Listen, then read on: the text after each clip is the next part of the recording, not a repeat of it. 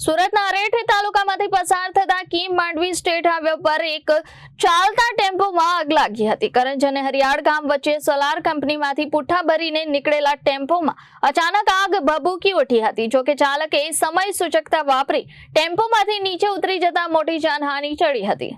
પ્રાથમિક માહિતી મુજબ અરેઠ નજીક આવેલ સોલાર કંપનીમાંથી પુઠ્ઠા ભરીને ટેમ્પો કીમ માંડવી હાઈવે પરથી પસાર થઈ રહ્યો હતો। કરંજ હરિયાળ ગામ પાસે પહોંચતા જ ટેમ્પોમાંથી ધુમાડા નીકળવા લાગ્યા હતા અને થોડી જ વારમાં પુઠ્ઠાના જથ્થામાં આગ લાગી ગઈ હતી। ટેમ્પો ચાલકે તરત જ વાહનમાંથી બહાર નીકળી પોતાનો જીવ બચાવ્યો હતો। આ ઘટનાની જાણ થતાં જ જિલ્લા ટ્રાફિક પોલીસનો કાફલો સ્થળ પર પહોંચી ગયો હતો। આગને કારણે પોલીસે તાત્કાલિક હાઈવે પરનો વાહન વ્યવહાર રોકી દીધો અને હાઈવે બ્લોક કર્યો હતો। ફાયર વિભાગને જાણ થતાં સુમિલોન ફાયર વિભાગની ટીમ ઘટના સ્થળે પહોંચી હતી અને પાણીનો મારો ચલાવી આગ પર કાબુ મેળવ્યો હતો।